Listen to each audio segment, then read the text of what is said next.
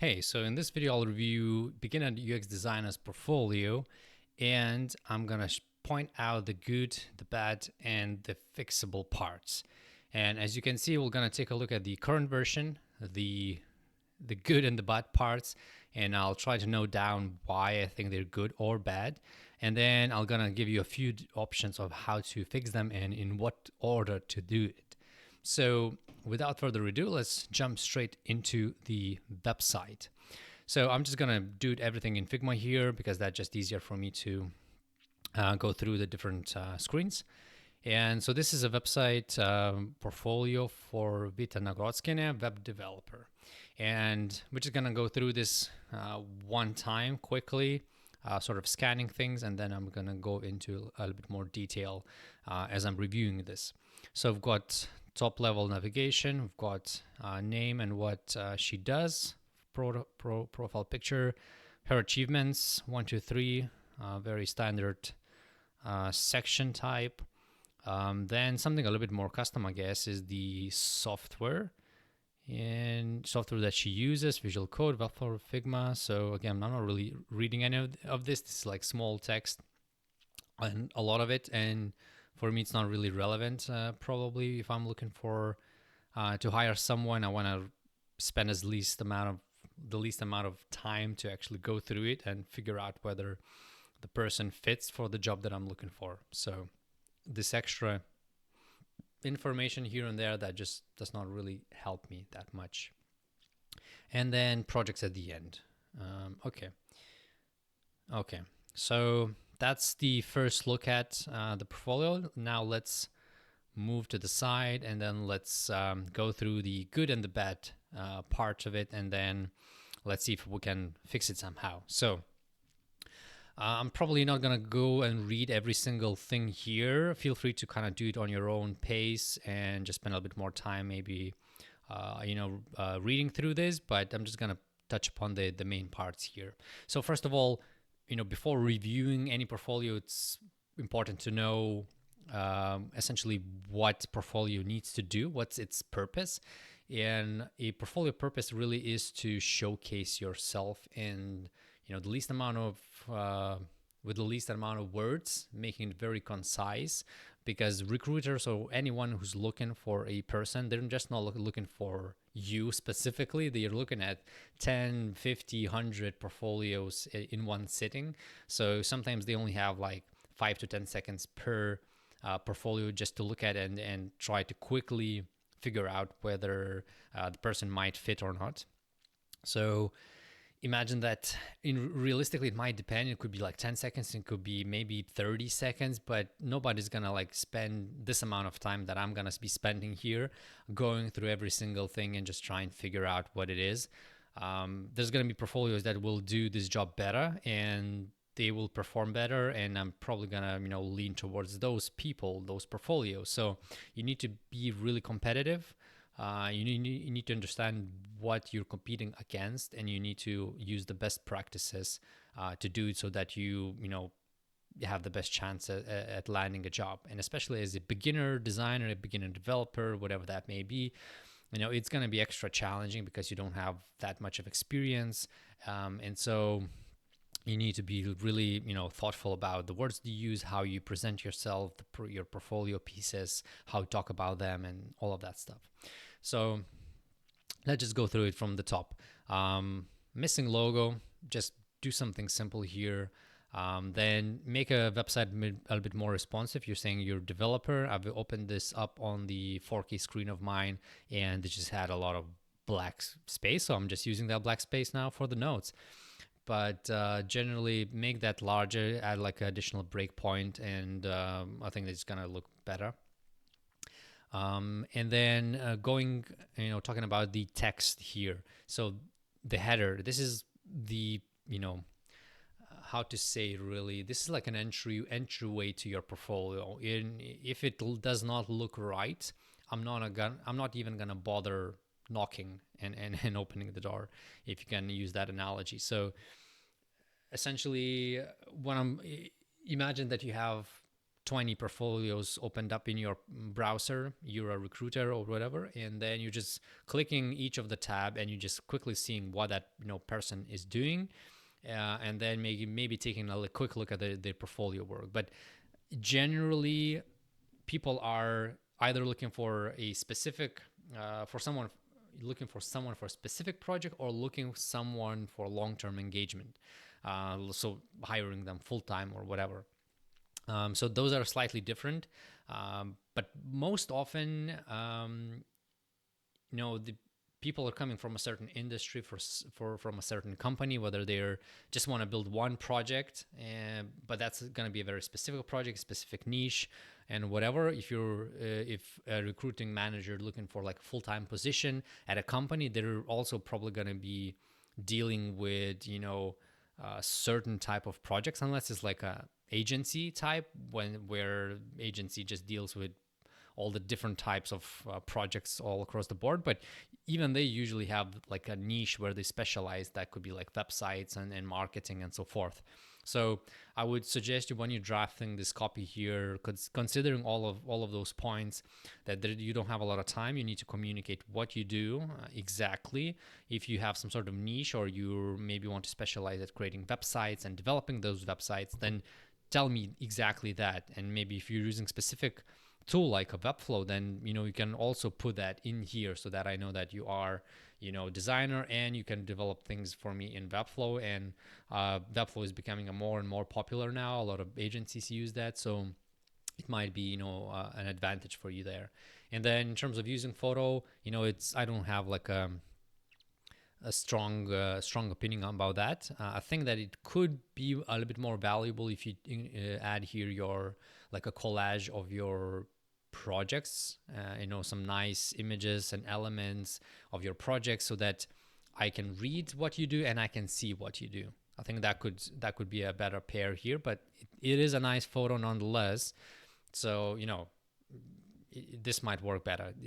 This would be like a matter more of like a testing here, A/B testing, and see which one would evoke better results. But let's go further. So now let's reading the copy here again. I would not really spend time on it, but I would read the titles most likely, like the subtitles. So my achievements are what I take pride in. And yeah, a few things that I want to make note is make sure your copy is easy to read and has relevant keywords, but keep it simple. So for the subtitles, just use 1 or 2 words. And like if you by adding more words, you do not add extra information. Don't add extra words. Just keep it simple. Then for this achievement part is, I've read through it a little bit more. Again, this is not something I would even do if I'm looking for someone in reality, in real life. But just reading the headlines, more than 10 projects I'm proud of. You don't need to talk about that. You have your portfolio to talk about your work. 8 successful completed courses, 3 years of living in New York, 2 years in Japan, successful motor career. The parts where you lived at, that's not really that interesting to me. But the modeling career, I think that could be an interesting point about yourself. But both of these, or all of these, could be a part of the separate page or about page. Or if you want to have it here, then I would probably change it up a little bit and move it way down of this page. But generally, only talk about the things that you really are proud of, and not just you. And again, you should think about from the perspective of the viewer, of the recruiter. Would they appreciate this type of information? Whether it adds any value to them. If you're talking about your personality, maybe you can that could be like a cultural fit or whatever. But generally, I don't have a lot of time. I'm just going to read the header, go to your projects. If that makes sense, then I might spend a little bit more time reading and learning about you, but not the second section for sure. And then, okay, so the next section, my software, what I use to bring ideas to life. Okay, so a few things here. Tools, first of all, are not that important, and you can just have a quick note of those tools when you're opening a project, or just next to the project, show what kind of tools you used. Avoid big chunks of text. These are, especially look quite small. Small text in relation to like other pieces and so forth. So this small and a lot of text, I don't want to read, like, period. So trying to avoid them, keep it short and sweet. Stack. Okay, progress indicators, language skills. Okay, so this is bad. Like, big X here. This is a lot. This is very often what I see in the resumes and portfolios, and it adds no value to me whatsoever. So you mentioned, I've already seen you doing Webflow and you're a developer, so I'm assuming you're gonna know HTML, CSS, JavaScript, these kind of things, and then these additional technologies. I know when you're learning something, so every skill that you learn, every tool you learn, you're really proud of it, right? And that makes sense. But I know that you're a junior. I would not be expecting a lot out of you because you don't have, experience behind you. But generally, I would expect you to know, basics of these things. And the percentages, they mean nothing. These are like completely out of the thin air taken numbers, and there's no way to know what that even means. So although these could be like nice visuals and animations, but it just don't have it. It's pointless. And then there are some good text I found in here, which is, again, much shorter paragraphs, easier to digest, bigger font, things like that. So I actually think that this paragraph here could be a good paragraph for the header at the top. I think that could be like a nice way where you just, a bit more, you are more specific about what you do and what sort of experience you have. But one thing I would avoid is using words like expertise or expert, because you are a junior, a beginner designer, and like using word expertise, that's, I think, a bit early in your career. And this would be like a nice way to show your skills and note them down somewhere for like SEO and keyword purposes. Generally, again, I would not spend really time on adding tools and just maybe have them as part of your portfolio pieces or projects themselves. But if you really have to have it, then this is much better way than this or this. And this last section, that's a very cookie cutter type of information. I'm passionate about embracing this and that. Like, don't need that. And then the very last, which should be the most important part of your portfolio, is your projects. And it's currently structured into 4 different tabs. One is design related, and the other 3 are web development related. I would wonder if you can maybe combine those into one. Again, I know that you're really proud of your skill set and so forth, but again, whether you need to be that specific, I don't know. I don't think so. And I think just even having one, like no tab, just having my projects, and then next to the actual projects, you can have, use those keywords of the tools that you've used for this project. And I think that would be good. I think that would be plenty. And then for the project presentation, I think that's a little bit too much text. If you have the inside page, like the details page, I would just use maybe the title here, and then again the years or some tools you used, and that's it. And then once you open up, then you share more information. But I know for that when you click on these currently don't open up into the inside pages. Like they don't have like the inside page, like proper one at least. It opens like Notion and then Figma files, and that's not good. But I've actually reached out to Vita just to like ask for permission to review this, and then asked also about her project part, and she said that she already has designed like a proper inside pages for each of the projects, and she's about to implement it, but just haven't got to it. But I think that's actually a good lesson or good takeaway here as well, is that you don't have to have like the fully fleshed out portfolio before you releasing it. Just create the first page with like an outline or summary of your portfolio pieces, and you can just skip that button entirely. If you don't have like a properly structured inside page, I would say don't have it, like don't just remove the button and just have the short description and maybe a few more images of that, and that's it. And once you have the inside pages, the actual content, details of the projects, then you add a button here, then you can remove the paragraph here, and then you can just talk about a lot more about your projects with those extra pages. Right, so that's the good and the bad. And overall, again, although there are a lot of nodes here, but generally, I just want to say, congratulations. And I think it's a very, it's hard to create your first portfolio. It's an important step, but for some people, it takes a lot of time. And I know a lot of even mid-level designers who don't really have a proper portfolio website. So kudos to you that being a junior, you already working on it, and you already made some great discoveries here and there, and you've practiced and tried to develop everything yourself. So you're already quite ahead of most of juniors in the realms of portfolio, at least. So let's take a look at how you can fix it, and how I would approach fixing it, not just not just the parts I'm gonna get rid of, but also how to approach it in the long-term perspective. So first is what I call like low-hanging fruit, or what's the easiest things that we can do to have the biggest effect.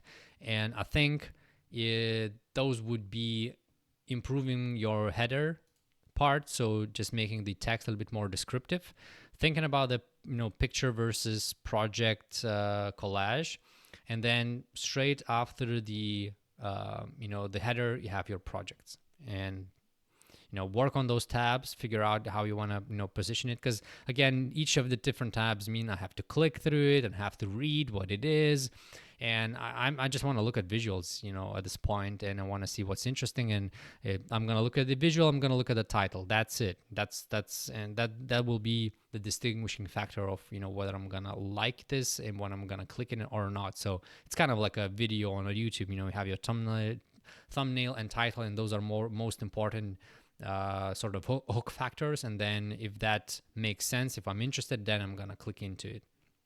So consider that.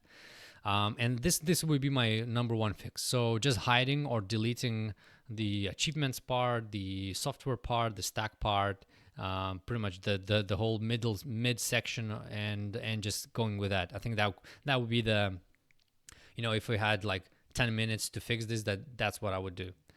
And then the second fix would be probably bringing some of those sections back in, but after some modification. So again, I mentioned, that this like software part and focusing on tools is not really something you should do. That should be like somehow a part of your project presentation use case. But there are some good text here. There's some nice visuals here. So maybe if you were to use like a slightly different perspective, showing that, talking a bit more about your skills as a developer and then as a designer, I think that could kind of make this work. And having some like additional extra section that provides a little bit more detail about your process or your tools. This could actually be like a process type of thing, that you design something in Figma, then you go to the Webflow, or if you have like some super custom stuff that you want to build out, then you maybe use Visual Studio. You can, this could be like a process part. I think that's like that could be a nice section that helps people to understand the overall perspective of how you build things. So I would think of bringing some of the original sections back, but after modifying them quite a bit. And the third step, once I have all of those done, then I could think about adding like an about section where you could feature some of your achievements, and you can put anything here really. This is, imagine that as a recruiter, I'm going to take a look at your, landing page, where if that, checks out, I like it, I look at your inside projects, and then if all of that went well, then I'm most likely going to open up maybe the about section and maybe read about some interesting stuff, especially if I'm thinking about like interviewing you.